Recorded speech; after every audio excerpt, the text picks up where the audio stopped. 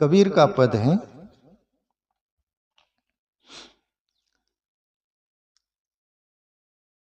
पानी में मीन प्यासी मोए सुनी सुनी आवत हंसी। अब कबीर ईश्वर का अनुभव किए हैं और वो दृष्टांत दे रहे, यानी उदाहरण एग्जाम्पल कि पानी में मछली हो और वो प्यासी हो तो हंसी की बात नहीं है क्या? पानी में रहकर प्यासी रहे तो वो हंसी की बात है, वो खेत की बात है। बोले कबीर इशारा कर रहे, ऐसे ही मनुष्य, तुम्हारे अंदर परमात्मा है और तुम्हारे अंदर रहते हुए तुम प्यासे हो, उससे अनभिज्ञ हो, उसके अनुभव से, इसलिए तुम पर भी मुझे हंसी आती है। पर संत बोलते हैं ना, कुछ आड़े लेना पड़ता है तब तुम पर अच्छा वार होता है। मैं वर्षों से सुना पड़ा था, बोले मैं उपनिषद जो भी शास्त्र लेता हूँ संतों का वो लेता हूँ, तो मैं बोली मैं खुद ही बोल रहा हूँ पर उनको आड़े रखना पड़ता है। तुम पर मार अच्छी चलती, बोले सीधा मारो ना तुम भड़क जाओगे, तो आड़ लेकर यदि मारे ना तो अच्छा मार बैठती है ना। जैसे अभी एक कर्म पर मैं खुद बोल सकता था, पर प्रभु श्री कृष्ण को सामने रख दिया तो आपको अच्छा लगा ना, ऐसा आड़ लेना पड़ता है। नहीं तो संत तो वही बोलते जो वो बोल रहे, हम ही सांगतो वेद सांगते। तुकाराम बाबा को किसी ने बोला कि आप जो बोलते बाबा ये तो वेदों में से, सब शास्त्रों में से है बात, आप क्या वेद पढ़े क्या, सब पढ़े क्या? नहीं नहीं, बोले हम ही सांगतो वेद सांगते। जो वेद में है वही अंदर, वेद किसको बोलते? वेद का अर्थ होता है ज्ञान, प्रकाश, बोध। वेद, वेद का अर्थ ज्ञान होता है। तो तुकाराम बाबा के अंदर से हो ज्ञान। एक बार रामकृष्ण परमहंस से भी पूछा गया, आप जो बोलते बाबा सभी वेद शास्त्रों में से ही बोलते हैं, तो आप कई इतना वेद शास्त्र पढ़े क्या? रामकृष्ण परमहंस पता नहीं शायद पढ़े थे कि नहीं पढ़े थे, ऐसे बहुत महापुरुष पढ़े नहीं दत्ता वो कबीर साहब बोले कलम से ही छुओ नहीं, बोले मैं स्कूल का मुंह ही नहीं देखा। बोले तुम तो स्कूल में, मैं तो 2-3 दिन गया दत्ता। मास्टर बोले पेंट पहन कर नहीं गया, गरीबी थी, बोले पेंट पहन के आना। आना 2-1 दिन घर वाले को बोला पेंट नहीं लाए, तीसरे दिन में स्कूल गया नहीं, पेंट नहीं। तो मैं भी पढ़ा लिखा नहीं, बाकी अभ्यास बहुत किया हूँ, 3-4 साल लगातार पढ़ा हूँ अकेले, मेरी कुटिया बंद करके, टीचर भी स्टूडेंट भी, ठीक है। कबीर बोले कलम सही छुए नहीं, मैं तो बोली स्कूल ही नहीं गया। और कबीर जो बोलते बड़े बड़े रिसर्च हो रहे उन पर, तुकाराम जो बोल रहे सब रिसर्च हो रहा है उन पर, अभ्यास चल रहा है कि तुकाराम बाबा क्या बोला, कबीर क्या बोला। जो लोगों ने पढ़ा लिखा नहीं वो बोले, पर वो अंदर से निकलता है प्यारे मित्रों सब,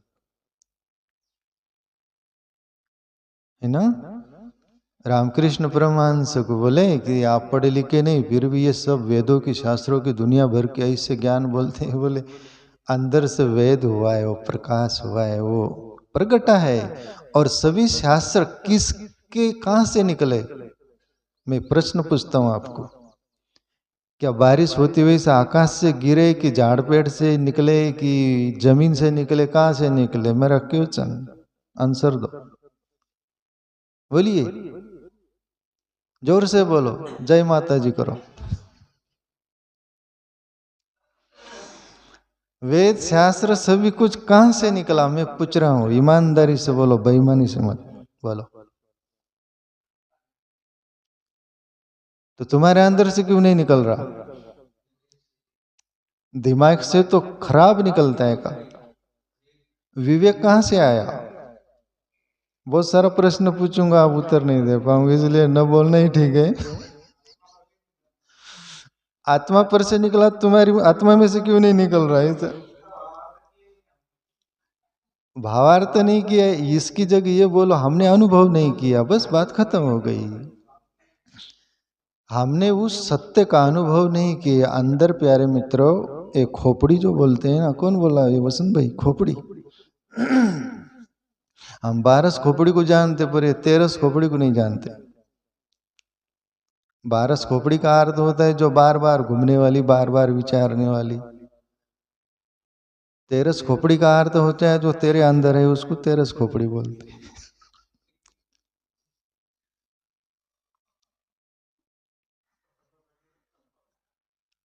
तेरा तेरा साहेब तुझ में, उसको तेरा बहुत महत्वपूर्ण शब्द है। आप हंस रहे, सच भी है। वो गुरु नानक दुकान पर बैठते, पिता कालू मेहता की दुकान थी ना, उनके बाप की, गृहस्थ थे गुरु नानक, खेती करते थे, सब कुछ करते, दुकान पे बैठते थे तो गिनते थे, 1 2 3 4 5 6 7 8 9 10 11 12 13, चौक जाते थे। ये तो अपना नहीं, ये प्रभु ये सब तेरा ही है। डबल से दान गिन कर देते, तेरा के आगे बढ़ते नहीं नानक। तो तेरा शब्द बहुत महत्वपूर्ण है। तेरा साहेब तुझ में। कबीर बोले, जो कुपन में घास कस्तूरी मृग ना भी बसे, फिर ढूंढे बनमाए। कबीर बोले तेरा साहेब तेरे में ही है। जो कुपन में घास, जैसे बीज होता है उसमें अंकुर होता है और पेड़ बनता है, वो छुपा हुआ है कि नहीं, ऐसे ही तेरा साहेब परमात्मा तेरे अंदर है, पर तू कपूत देखता ही नहीं। कबीर वही बोल रहे, पानी में मीन प्यासी मोहे देखत आवे हंसी। हे मनुष्यो, मैंने खोजा है, पूरा मिलिया तबे सुख उपजिया, तन मन की तपन बुझानी। कई कबीर सुनो भाई साधो, ज्योति में ज्योत मिलानी। कई कबीर में पूरा पाया। झूठ बोल रही नहीं, अपने अंदर टटोला। इसलिए उनको बोलने का हक है और आपने को सुनने का हक है, पर सुनकर प्रयास करोगे तो जरूर कबीर की तरह अपन पा सकते हैं। ये जन्म सिद्ध अपना अधिकार है, ये उदारी का नहीं है।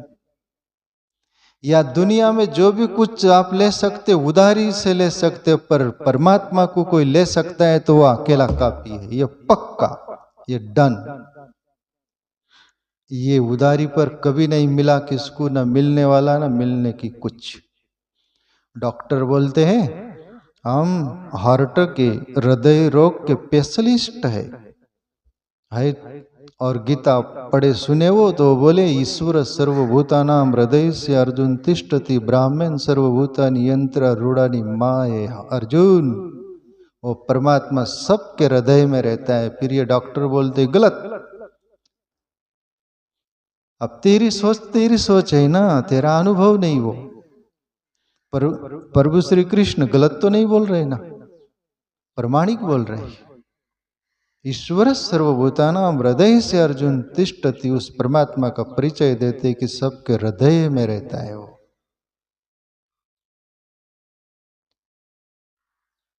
ये आंखों से दिखता नहीं हो, जरूर ये आंख से घटना जरूर घटती है। ये आंख जो देख रही ना, इसमें वो चक्षु है जो बाह्य जगत देखता है। आपको नींद भी आती है तो आंख के ऊपर चढ़ने लगती है। ऐसे अपन बेटे भी आपको नींद आएंगे तो आप ऐसे ऐसे आंख करोगे, ऊपर ऊपर आग जाएंगे, जाती कि नहीं? अरे प्रयोग देखते हैं अपन, पर मानते भी नहीं, सोचते भी नहीं उसके बारे में, कुछ नहीं, जीते बेहोश। नींद आने लगती तो आंख के ऊपर ऐसे ऐसे करने लगते हैं, और किसी किसी की आंखें सफेद हो जाती, ऊपर हो जाती हो। और नींद में आपको भान रहता है क्या? मैं कौन, मेरा कौन, क्या ऐसा कुछ रहता है क्या? कुछ भी नहीं रहता। साधारण नींद में एक घटना घटती और ध्यान करते तब ये दोनों आंखें ये आज्ञा चक्र में ऊपर स्थिर की जाती हैं होश में, और वो आंखें तीसरे नेत्र पर स्थिर हो जाती, और वहां एक छेद है, वो बहुत अभ्यास से खुल जाता है। फिर अंदर का जगत दिखाई देता है, फिर हृदय में ईश्वर रहने वाली वो ज्योत दिखाई देती है। ये प्रक्रिया से गुजरना पड़ेगा। कबीर बोले, पानी में मीन प्यासी मोए सुनी सुनी आवत हासी। आत्म ज्ञान बिन नर भटके, कोई मथुरा कोई काशी।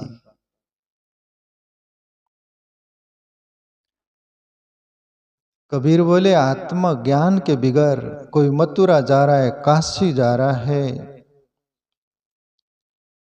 दुनिया भर के तीर्थों में जा रहा है, पर जो तेरे अंदर मां तीर्थ तवा नहीं गया। त्रिवेणी बोलते इसको, आज्ञा चक्र को। गंगा यमुना सरस्वती जो बोलते हैं ना, सरस्वती सूक्ष्म नाड़ी पर से है वो। ईड़ा पिंगला दो है ना, गंगा यमुना, ये दोनों नतुन है वो, श्वास चलते हो, ये गंगा यमुना है। और सरस्वती जो सूक्ष्म नाड़ी मूलाधार से सहस्रार तक वो गुप्त है। दत्ता वो आप गए क्या प्रयाग काशी? उधर गए होंगे तो वहां पर प्रयाग में यमुना गंगा दो ही दिखती है, तीसरी सरस्वती दिखती है क्या? वही सूक्ष्म नाड़ी दिखती है क्या? दिखती नहीं। उसमें ही राज है। उसको अनुभव करने के लिए कबीर बोल रहे, बोले बाहर के तीर्थों में जाओ, थोड़ा एक जगह कंजेस्ट हो गए, बोर हो गए तो तीर्थ यात्रा में जाओ, वो सात्विक वातावरण है, वहां पर कुछ है बिखरे हुए कण सात्विक, तो उसमें तुम सराबर हो जाओ तो थोड़ा तुम्हारा मन शांत हो जाएगा, इतना भर। बाकी तुम बोलोगे तीर्थों में गए और हम भले चंगे हो गए, वहां से आओ रिपीटिशन करो, वही अपराध शुरू कर दो, फिर वही गंगा मथुरा काशी की याद करो, जाएंगे धो लेंगे। इतना सस्ता है क्या मामला? इतना होगा तो सब दुनिया वोच करेंगी ना। बड़े बड़े जो 2 नंबर के पैसे वाले धनपति सब कुछ करेंगे ना, वहां जाकर धोके आ जाएंगे। गंगा यमुना इनसे पूछा गया, हे माताओं, देवियों, नदियों, आप इतने लोगों के पाप ताप धोते तो आप गंदे नहीं होते क्या? पूछा गया। अस्तित्व में ये बात घटी है। गंगा यमुना ये नर्मदा कावेरी जितनी भी नदी देव नदियां है, वो बोले कि भैया सब लोग तो धोते हैं, हम में बोले पाप ताप, हम भी गंदे हो जाते बोले। तो फिर प्रश्नकर्ता ने पूछा, जिज्ञासु ने, तो फिर आप पवित्र कैसे होते? और ये सुनने जैसी बात है। हम में कोई ईश्वर को अनुभव किया हुआ महापुरुष संत आकर नाता है ना, तब हम पावन हो जाती है, वरना ये दुनिया हमको गंदे ही कर डालती है।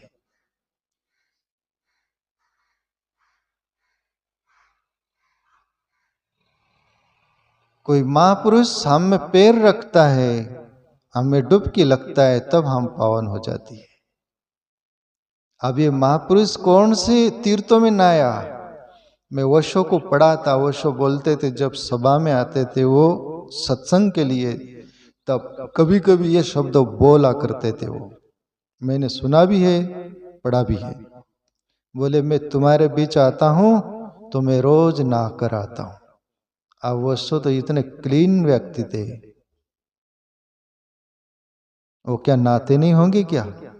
आप सोचोगे नहा कर आता हूं मतलब ये आदमी क्या गंदा रहता है?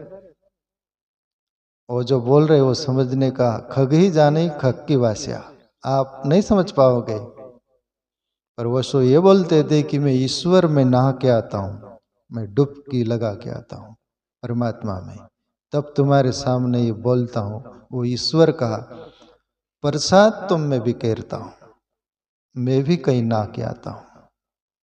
तो ऐसे महापुरुष कबीर हो, कोई भी दुनिया का महापुरुष हो, ईश्वर को अनुभव कर लिया, उससे तीर्थ भी पावन होते हैं, उनको कहीं और जाने की जरूरत नहीं। इसलिए बोला गया, एक बेटे पूरा, एक घूमे सूरा। सूरा उसको बोलते जो फटका भी मिल गया किधर तो कोई बात नहीं, गाली दे दिया, अपमान कर दिया, खाने को रुके सूखे टुकड़े मिले, कुछ भी मिले, कहीं सोने को मिल गया, सब फटका फुटकी खाकर वो सूरा फिरता है। बोले पर एक बेटे पूरा, कहीं कबीर में पूरा पाया। अब कहाँ जाए, किधर जाए? तो कबीर साहब बोल रहे, आत्मज्ञान बिन नर भटके, कोई मथुरा कोई काशी, जैसे मृग नाभि कस्तूरी वन वन फिरत उदासी। मृग जो होता है उसके नाभि में ही कस्तूरी रहती, वहां से ही बास आता है, पर जंगल जंगल फिरता है कि बास कहाँ से आ रही?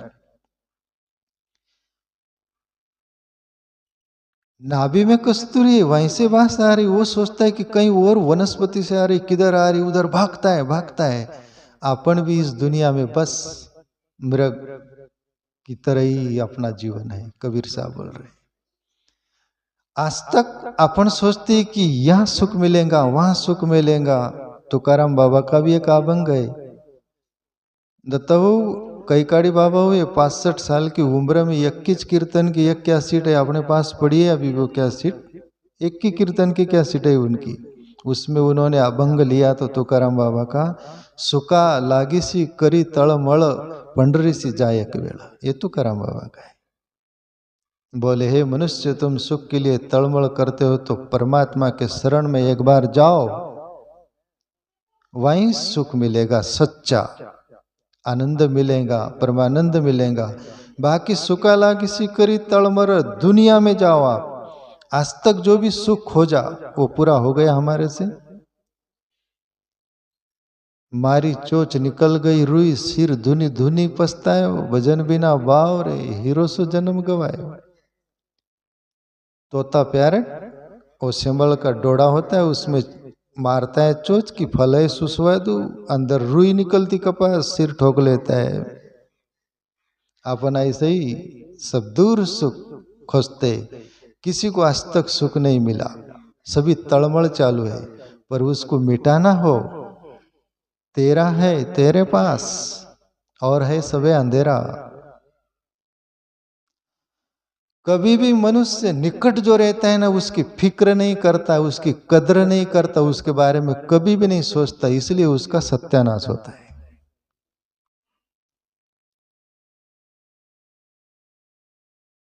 तुम्हारा शरीर ये भला चंगा है ना, कभी सोच रहे आप? चल रही गाड़ी,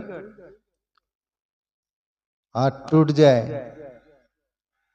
पैर टूट जाए, एक आंख फूट जाए, कान फूट जाए, कुछ भी एक पार्ट भी, एक दांत टूट जाए, जीभ बोलती भैया कहाँ गया,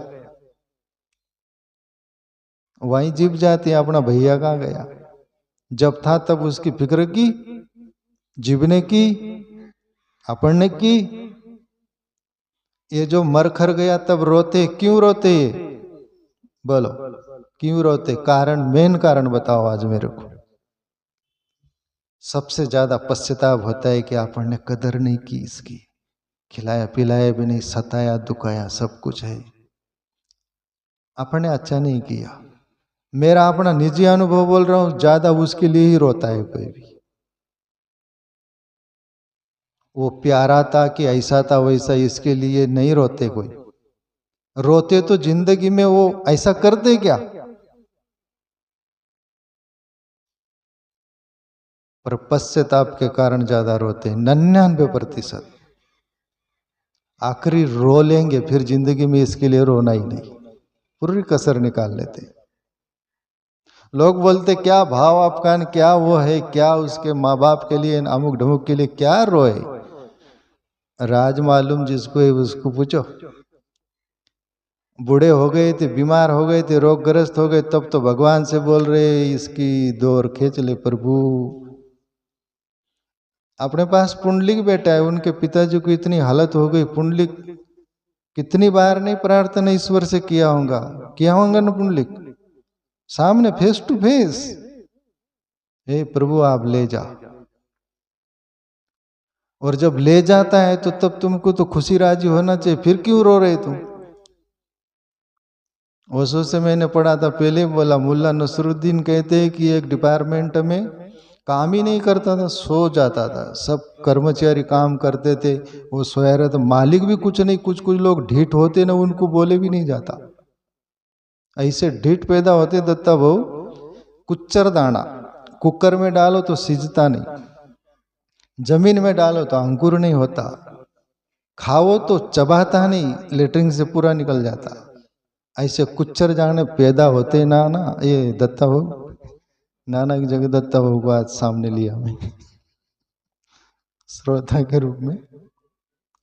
कुच्चर दाना तो मुल्ला नसरुद्दीन ऐसा पढ़ा रहता था, शैतान की तरह, दुष्ट की तरह, मालिक भी देखता था, अंदर बहुत दुख होता था। कुछ लोग, एक शेर मेरे अंदर से ये भी निकले, वो ठीक नहीं, सुनो शेर, वो ठीक नहीं जिनके पास रह के आप उदास रह सको। वो ठीक नहीं जिनके पास रह के आप उदास रहे, वो ठीक है जिनसे दूर होकर आप उदास रहे। समझ में नहीं आएगा आपको? जिनके तुम निकट रह के तुम दुखी उदास रहते हो तो वो ठीक नहीं है। चाहे कुटुंब परिवार हो, मित्र हो, कोई भी हो, तुम्हारे छाती पर फोड़ा बोलते ना हो, छाती पर रहकर तुमको उदास रहना पड़ता है, वो ठीक नहीं है। इतना जोर जोर से इसलिए बोल रहा हूं, मेरा शेर है ये। उदार होता तो वहां थोड़ा दबना पड़ता, अपना नहीं है। वो ठीक नहीं जिनके पास रहे कि तुम उदास रहे, वो ठीक है जिनसे दूर होकर तुम उदास रहे। वो छाती पर तुम्हारे फोड़े की तरह दूर है तो तुम उदास भी रहो, उनकी याद में बोलो कि उनकी बातों से लेकर बोलो दूर है ना, तो वो उदासी अच्छी है। बराबर?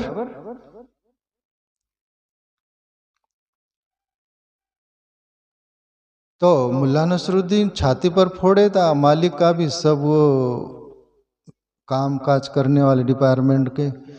तो एक दिन मुल्ला नसरुद्दीन, कोई भी बात की हद होती, मुल्ला नसरुद्दीन को लगा अपन नालायक आदमी है और क्यों ना रिटायरमेंट का अलाउंस कर दे। मुल्ला नसरुद्दीन ने रिटायर का अलाउंस कर दिया। मालिक भी खुश हुआ, अंदर से सब कर्मचारी की बला टलेंगे आप। कोई भी बला हो तो वो टले तो अंदर से बहुत राज्य खुश होता है कि नहीं व्यक्ति? बला को कौन पालना चाहता है, कौन रखना चाहता है, कौन संभालना चाहता है? बोलो बोलो ना यार, इतना क्या कंजूस हो तुम?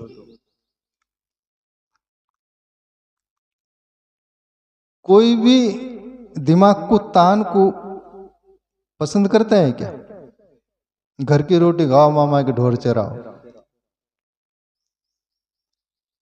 और कुछ लोग ऐसे ही होते, खुद के लिए भी नहीं और दूसरों के लिए भी नहीं, इनमें मानवता भी नहीं रहती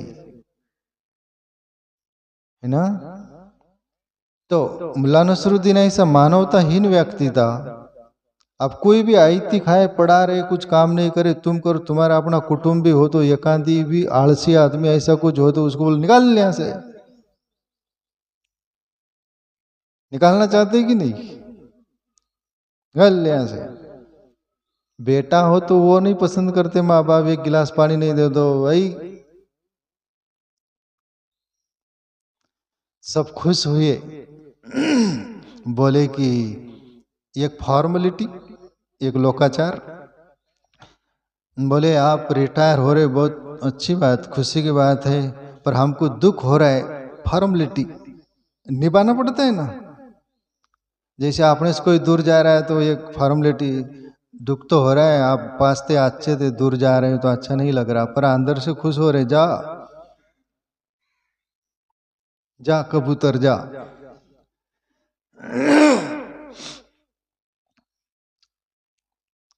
उत्सव मनाया गया, भंडारा कार्यक्रम रखा गया, संगीत का सब कुछ। मुल्ला नसरुद्दीन को एक कुर्सी पर बैठा दिया गया, फुलहार डाले गले में, कपड़े, सब कुछ। जिंदगी में मुल्ला नसरुद्दीन का कभी स्वागत किए नहीं थे, पर बला टल रही है तो खुशी में टालो इसको। मुल्ला नसरुद्दीन देख रहा, कुछ लोग फॉर्मेलिटी आंसू भी बाहर है, तो वो देखा एकदम मोड़ में वो उत्सव आया। मुल्ला नसरुद्दीन कुर्सी से उठ के खड़ा हो गया, बोले माफ करना, मुझे तो मालूम ही नहीं था। ये बोले आप लोगों के अंदर दिल में मेरे प्रति इतना प्रेम, आत्मीयता, और मैं रिटायर हो रहा हूं तो आप इतना रो रहे हैं, जैसे इतना उत्सव कर रहे, भंडारा कर रहे। बोले मैं आपका प्रेम देखा, मैं अब रिटायर नहीं होना चाहता। बोले तब सब सिर ठोक लिए, सत्यानाश हो तेरा, सब पानी फिर गया करे किराए पर। उसको बोले सब मिलकर भैया आप रिटायर हो जा। ऐसे ही जिंदगी में तुम्हारे अपने मर खर जाते ना, अपन जिंदगी बोलते ना, ऐसी अवस्था जा बाप। और वही प्रकट हो जाए तो तुम बोलेंगे ये क्या हुआ।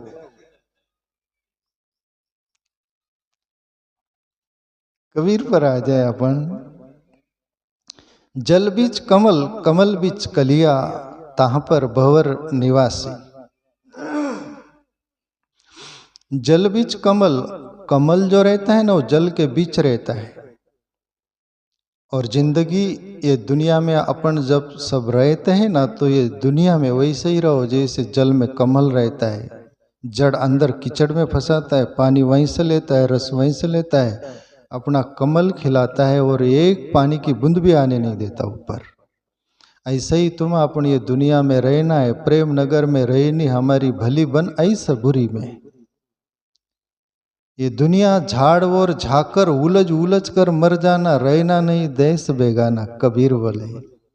उलझ उलझ यहाँ से जैसे वो उल्टे काटे का पेड़ होते हैं ना, अपना ऊपर न कपड़ा होता है, एक डाल में फंसा, वहां से निकालो दूसरी जगह फंस जाता है। ऐसे ही दुनिया में अपन फंसा फंसी का खेल है, सब कहीं से निकल नहीं पाते। तो ऐसे कमलवत जीवन जीना इस दुनिया में। कबीर साहब बोल रहे, जल बिच कमल, कमल बिच कलिया, ताह पर भंवर निवासी।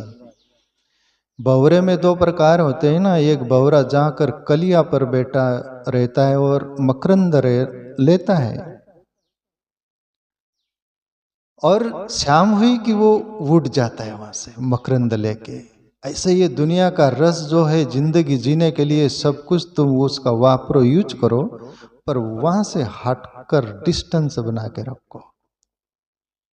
भंवरे दो प्रकार के होते, एक पिंडला करता है, एक खट्टा, और कौन सी फैक्ट्री में ले जाता है।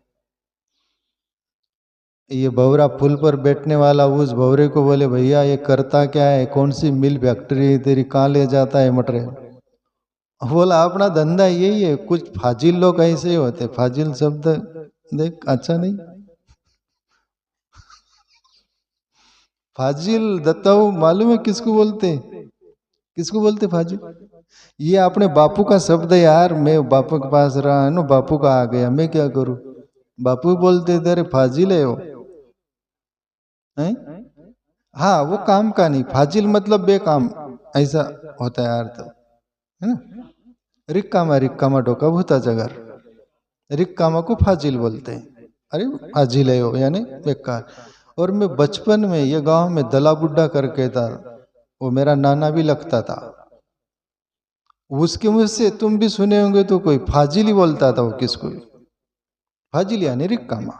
ठीक है, तो क्या बोल रहा था मैं? हाँ भंवरे की। तो वो एक भंवरे को बोला, यार ये क्या फाजिल बना करता है, रिकामा डोका भूताचा घर, ये पिंडला क्या करता है, तू मकरंद लेना फूल पर, वहां बैठ, मैं वहां रोज जाता हूँ। वो बोले कि ऐसा तो मैं देखा ही नहीं कभी, आपने को यही मालूम है। और दुनिया के इस धंधे के लोग जो रहते हैं उनको यही मालूम रहता है, उठ रे चंदा वही धंधा, बेलदारा चहेला पाओ पानी वाओ मेला, वही धंधा रहता है, दूसरा मालूम ही नहीं। पर किसको मालूम है वो बताएं। एक संत गंगा नदी किनारे, वो गंगा में नहाने जाते थे रोज, तो एक कुत्ता गटर में बैठा, उसको बोले भैया यहाँ क्या बैठता है गटर में, गंगा में चलना। पकड़ लिया उसको, ले गए नीलाया। और वो कुत्ते सोचे ये अपराधी क्या पकड़ा मेरे को, क्या नीला रहा है, लेना देना मेरा गटर का स्वाद वाद सब कुछ वहाँ का आदमी में, ये क्या ये गलत हो रहा है, मेरे अन्याय अत्याचार बहुत जी निकाल रहा है। पर संत धर दबोच पकड़ रखा था, नीला दिया। दूसरे दिन संत खुश हुआ कि आप गंगा पता चल गया, वहीं जाकर बैठे। काहे को दूसरे दिन भी बीच गटर में बैठा, ये दिखा तो वो और भी संत पकड़ लिया। अब भैया एक दिन में आदत नहीं लगी क्या, चल दूसरे दिन ले गया और नीलाया। वो कुत्ता सोचता है कि बहुत मुसीबत खड़ी हो गई, मैं किस आदमी किस कैटेगरी का और किधर। तीसरे दिन भी संत आए तो वो ऐसा दुम पुछ दबा कर भगा, कुत्ता क्या आया रहा पकड़ने को। तुमको अच्छा भी बता दो तो तुम गटर के हिस्से हो, वहीं जाकर बैठोगे, कि तुम भी क्या करोगे, तुम्हारा फुटा कर्म, तुम्हारे संस्कार ही वो। वैसा ही वो भंवरा पिंडला नरक का ले जाता है। तो वो भंवरा बोले भैया ये मकरंद पर मैं मकरंद फूल का वो लेता हूँ, तो वहां चलना। माना, कभी कभी मान जाते। सेजारणी ने भरे नहीं केले कि भाई मैं पंडरी सी ने ले, घरी खाद होते दही दूध लोनी। और या क्या क्या खिला रहे हैं मेरे को ऐसा। ये बापूजी गाते थे अपने पाल वाले भजन। तो बस सेजारिन के कारण कभी पंढरपुर चले जाते, पर वहीं घर की याद रह जाती सब गटरों की।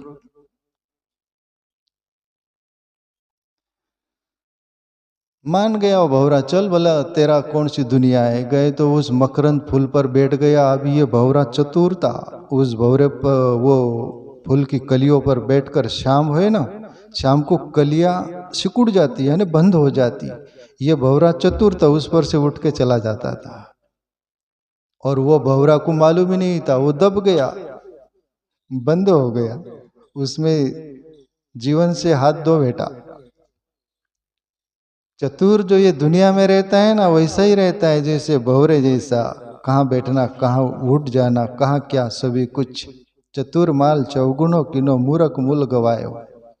ऐसे ये मूर्ख भौरे जैसा, रस से नहीं मालूम तो फंस गया, मर गया मौत की घाट। ऐसे ही दुनिया बस बेलदारा चहला पानी वोन मेला, जिंदगी भर चलता है पर कहीं पहुंचता नहीं। कोल्लू का बेल, तेली का बेल। उसको पूछो तो थक गए, बहुत चलना पड़ता है।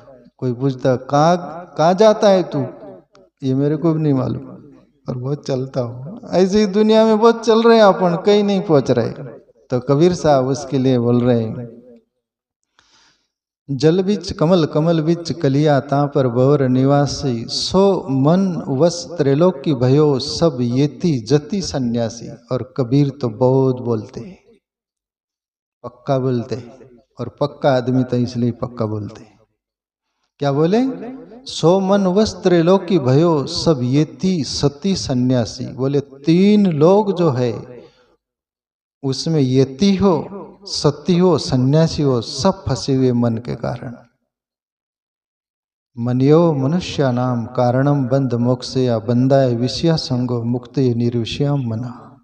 ऋषि बोलते हैं मन के कारण ही तुम बंधन में आ जाते हो, और मन से ऊपर उठ गए तो तुम मुक्त हो जाते हो। तो हम यदि मन के अंदर ही जिएंगे जिंदगी भर, तो हमारे लिए बंधन की कारागार, जेल खाने जैसा हम उसमें कोठरी में बंद रहेंगे। मन से बाहर आकर वो ईश्वर में मन यदि लगा दिए, तो फिर वही मन ईश्वर हो जाता है। वही जीव आत्मा हो जाता है, वही जीव परमात्मा हो जाता है ना। तो बोले ये सभी फंसे, जाको ध्यान धरे विधि हरिहार, मुनि जन सहस 88। वो परमात्मा का ध्यान ब्रह्मा भी धरता है, विष्णु भी धरता है, शिव भी धरता है बोले। और शेष 88 मुनिजन ये भी उस परमात्मा का ध्यान धरते हैं। वो परमात्मा तुम्हारे अपने अंदर है। पानी में मीन प्यासी, मोए देखत आवे हसी। सो तेरे घट माही विराजे, परम पुरुष अविनाशी।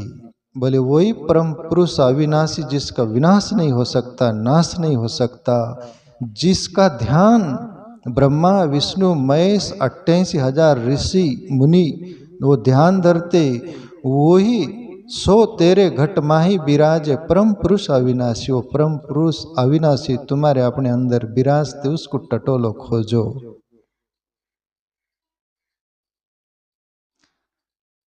है हजीर तो ही दूर बहावे बतावे, दूर की बात निराली। बोले तेरे अंदर ही है वो, और तू दूर बताता है तो तेरे ही पास है वो। तो बस प्यारे मित्रों, इतना ही बोल के मैं और सत्संग को विराम दूँ। आप खुश रहना, प्रसन्न रहना, वो ईश्वर को अपने अंदर खोजने के लिए ध्यान करना, मेडिटेशन या आज्ञा चक्र में आके स्थिर कर थोड़ा बैठना, विचार चले चलने देना, मन भागे भागने देना, जो भी कुछ होए देखते रहना। आप देखने वाले दृष्टा रहना। ये सब रील चलेंगी अंदर, जन्म जन्म के वो संस्कार है, वो सहज नहीं वो हो जाएगा। जो महात्मा गांधी वाली बात बोल दूं मैं थोड़ा सा। महात्मा गांधी के पास एक आदमी गया, बाबा ध्यान धारणा बताओ, कुछ ईश्वर का रास्ता बताओ। महात्मा गांधी बोले भाई ये माला ले, नाम जपना, ध्यान करना। वो आदमी घर गया, एक कमरे में बैठा, ध्यान करने को आँख बंद किया तो बहुत विचार खतरनाक है, क्या क्या है, आंधी तूफान है। वो आदमी बोला महात्मा गांधी, बाबा ये आपका माला, ये ध्यान धारणा सब कोई अपने से नहीं होगा, अपन खुले अच्छे, खुले तो इतने विचार नहीं आते, सब झंझट, ये क्या है, वो तमाशा है। तो महात्मा गांधी हंसे। वो आदमी बोला, बाबा आप हंस रहे, कमाल है, मेरा अनुभव आपको ठीक नहीं लगा क्या मेरे से? महात्मा गांधी बोले, ठीक लगा, पर मैं हंस रहा हूं इसलिए कि जैसे एक मकान है, कमरा है, सालों से बंद पड़ा है, अंधेरा है उसमें, उसमें जीव जंतु बहुत रहते हैं, और कोई लाइट जला दे उसमें, बड़ा फोकस ना, वो फोकस जला दे लाइट बड़ा, और वो उजाला होए, अंदर वो जीव जंतु जो थे ऐसे भागते, दीवार को टकराते, इधर फटाफट चट्टाचट, इधर उधर, अंदर हालत इतनी गंभीर हो जाती, तो वहां अपने को लगता है ये क्या कूद रहा है, ये क्या हो रहा है, वो क्या हो रहा है। सालों से मकान बंद था, अंधेरा था। ऐसा ही परमात्मा चिंतन का तुम में वो किरण उतरती है, और फिर ये जन्म जन्म के वो संस्कार भागते और टकराते हैं। तो उससे घबरना नहीं बेटा, ये होगा, इससे ज्यादा होगा, आप थोड़ा टिके रहना। तो अपन भी टिके रहना, ईश्वर चिंतन करना, और संतों की, सच्चे संतों की मान के चलना, नहीं तो तुम्हारा सत्यानाश जरूर सुनिश्चित है। सत्यानाश मतलब ऐसा ही बोल रहा हूँ बोला मैं, पर मानोगे तो तुम्हारा सत्य का अनुभव होगा। आज के लिए इतना ही।